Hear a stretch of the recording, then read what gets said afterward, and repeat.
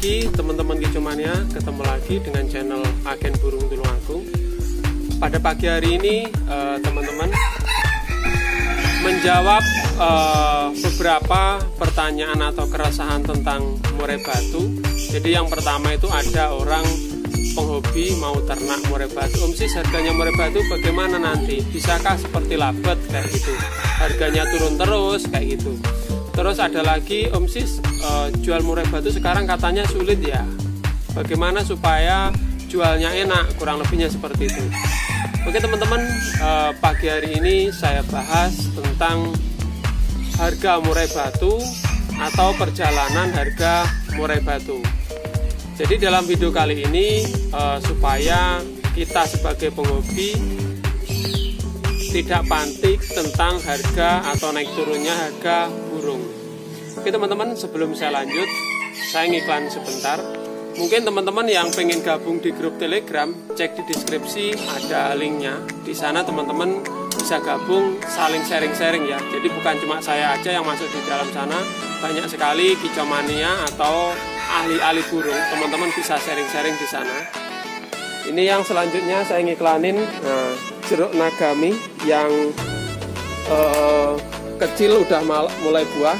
Jadi teman-teman yang pengen bisa hubungi nomor admin di deskripsi. Jadi ini manis sama kulitnya ya, manis sama kulitnya. Terus lagi saya coba budidaya anggur, ini asli buah, masih pentil. Nah ini masih pendek, sudah mulai buah bonus namanya. Nah ini bibit-bibitnya jeruk, hampir setiap hari saya kirim-kirim. Ini bibitnya anggur tadi, nah, hampir setiap hari juga saya kirim-kirim. Mungkin teman-teman ada yang pengen, cek di deskripsi ada nomornya admin. Oke teman-teman, sorry saya ngindoor sebentar, dagangan sendiri ya, siapa tahu teman-teman minat. Oke langsung saja teman-teman. Jadi tentang pertanyaan yang pertama tadi, bagaimana harga murai batu kedepannya kayak gitu. Jadi ini saya jawab berdasarkan angan-angan saya juga dan perjalanan waktu atau pengalaman saya kayak gitu. Mungkin akan di sini ada sedikit cerita ya teman-teman.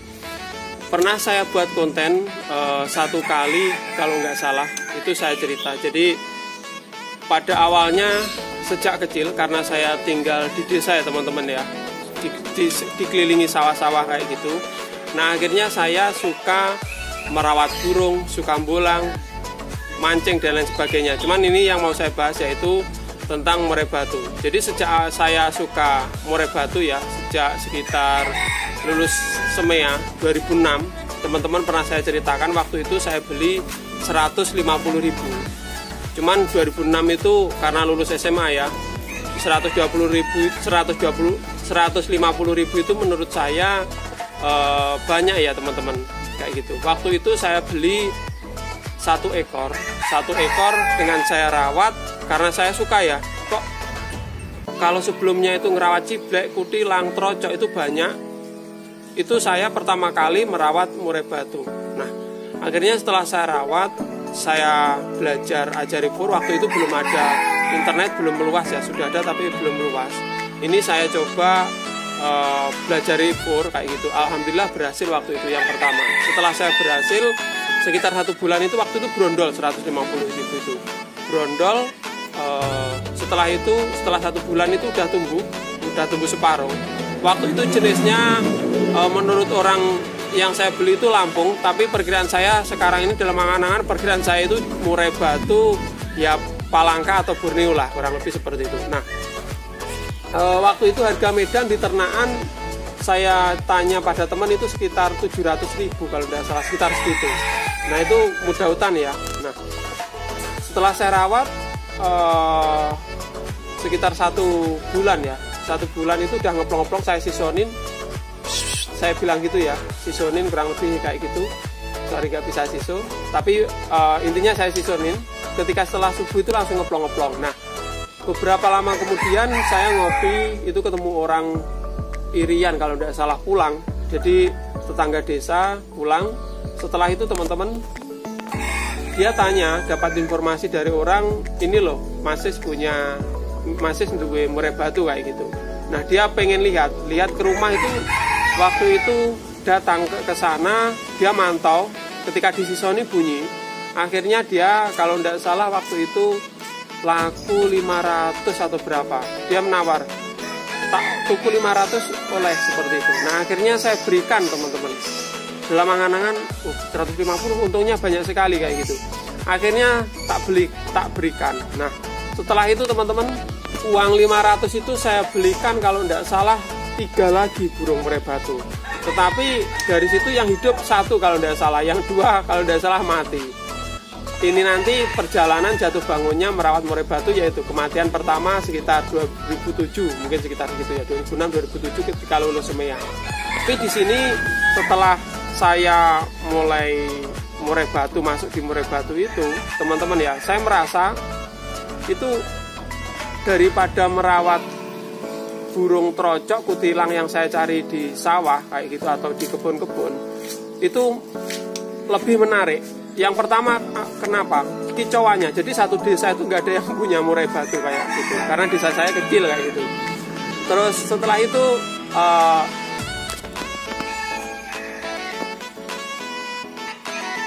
saya coba merawat, berjalannya waktu ya sambil kerja, sambil merawat. Kalau ada untungnya saya jual, kalau ada untungnya saya jual kayak gitu. Nah, sampailah sekarang ini teman-teman. Nah, perjalanan waktu mulai sekitar 2006-2007 sampai sekarang ini saya mulai rame itu kalau tidak salah dulu pernah saya tinggal ke Kalimantan juga ya, di Batubara waktu itu, di pelayaran. Itu sekitar tahun berapa ya? 2010 teman-teman. Nah, saya cerita lagi 2010 ke sini. Sekitar 2010 saya datangin murai batu Kalimantan. Waktu itu saya di Batubara, legend di Kalimantan ya teman-teman ya. Pelayaran lah seperti itu. Setelah sana bayarannya lumayan sih gede, cuman lingkungannya nggak cocok. Ada wanita ngepil dan lain sebagainya. Itu saya keluar. Nah, setelah keluar dari sana, kenal orang Blitar yang ada di Kalimantan teman-teman. Jadi waktu itu saya pulang duluan, saya transfer modal kalau tidak salah 5 juta. Saya ini cerita ya teman-teman ya, mungkin agak kepanjangan, nanti di situ teman-teman bisa ngambil kesimpulannya. Waktu itu ini benar-benar cerita saya, benar-benar saya alami. Saya nggak punya, pulang itu cuma modal itu 900 atau 1 juta itu. Saya datang ke rumah teman saya bawa motor Mio itu teman-teman, bawa motor Mio ke sana. Terus ternyata mau ngutang, Mio saya suruh bawa pulang, saya malah diutang, kurang lebihnya seperti itu. Nah, berjalan sampai sekarang ini saya ringkas ya teman-teman ya. Sampai sekarang, kenapa saya bisa bilang ini murai batu Kalimantan, ini bukan. Karena untuk murai batu Kalimantan, saya udah pegang-pegang itu, udah mengalami pahit getirnya, untung rugi itu banyak sekali. Jadi kalau dihitung ratusan, mungkin bisa lebih ya, bisa ribuan ya gitu. Makanya saya hafal ini Kalimantan, ini bukan ini, yaitu tadi teman-teman. Karena saya juga pernah megang sebelum keluar Malaysia ya, atau murai batu impor atau belum dapat jalur Sumatera. Nah setelah dapat jalur semua saya alami ini rame. Bahkan penjualan itu untuk murai batu Malaysia non gembung sama Nias itu 1 bulan kurang 4 hari itu saya kuat ngeluarin 530 ekor. Itu memang benar, ada catatannya, ada rangkumannya. Untuk teman-teman bingung sangkarnya ditaruh di mana Mas ini? Di dalam sana ini, di dalam rumah sana itu sangkar saya masih ratusan di dalam sana. Nanti kita review teman-teman. Sebentar ya, saya kasih tahu ya.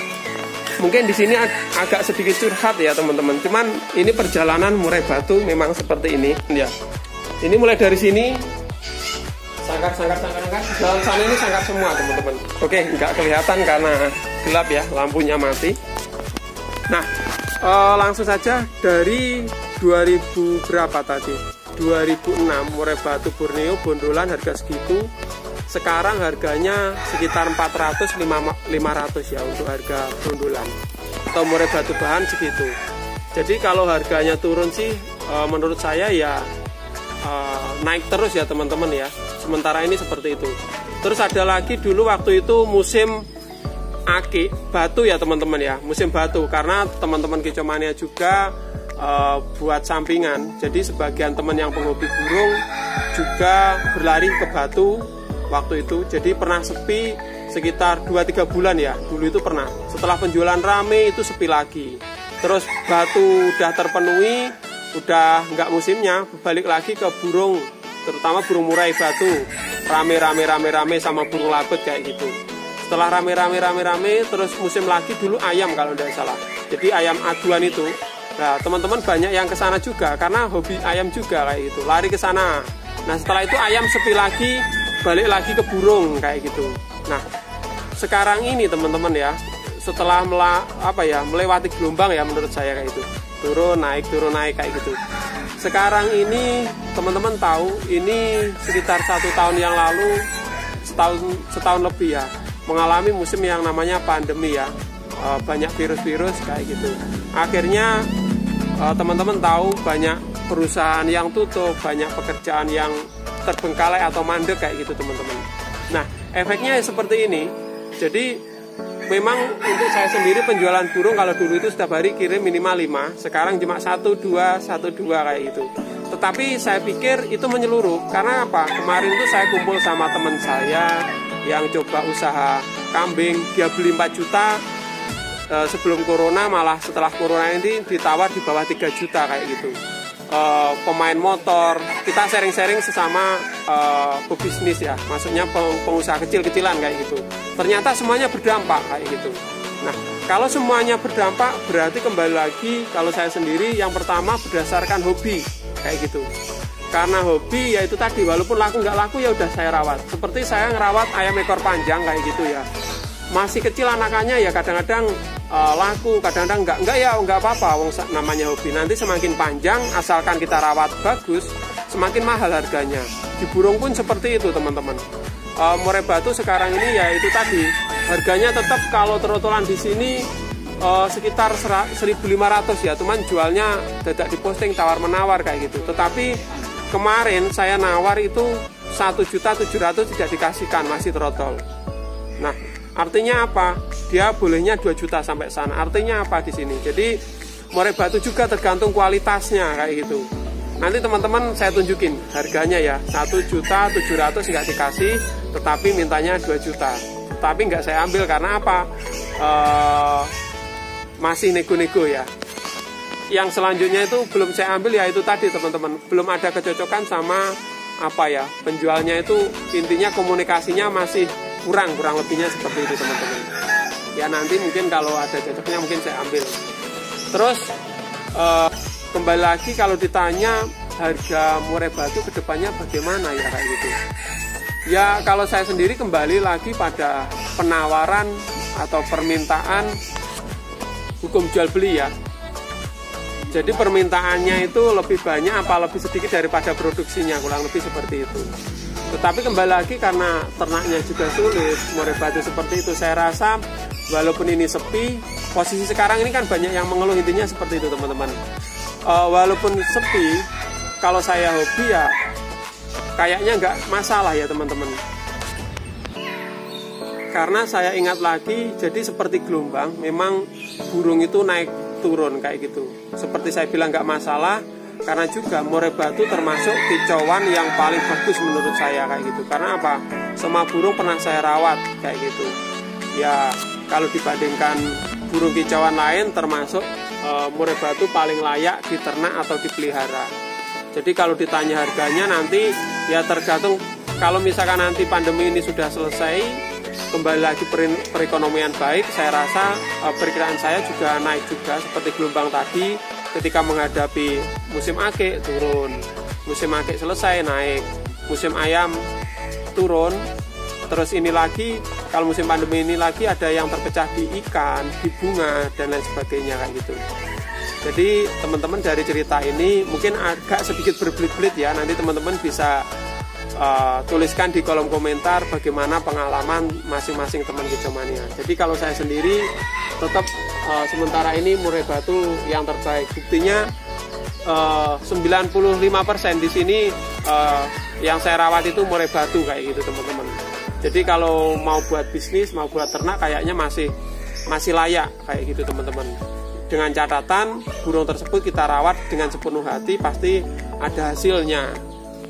Terus kalau ditanya apakah nanti harganya bisa turun seperti labet, kayaknya sulit sekali.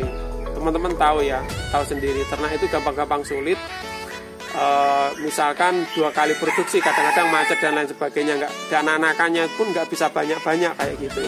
Terus ya karena di ternak sulit itu harganya perkiraan saya ya stabil terus nanti teman-teman. Kita lihat aja ke depannya, semoga saya sendiri berdoa semoga pandemi ini segera selesai dan perekonomian semuanya melonjak atau bagus. Nanti pasti semuanya juga akan mengikuti naik ya, kayak gitu. Oke teman-teman, ini tadi jawaban dari saya. Jadi itu berdasarkan pengalaman saya. Mungkin teman-teman ada punya tanggapan lain, silahkan tulis di kolom komentar. Sekian dulu video saya, salam satu hobi.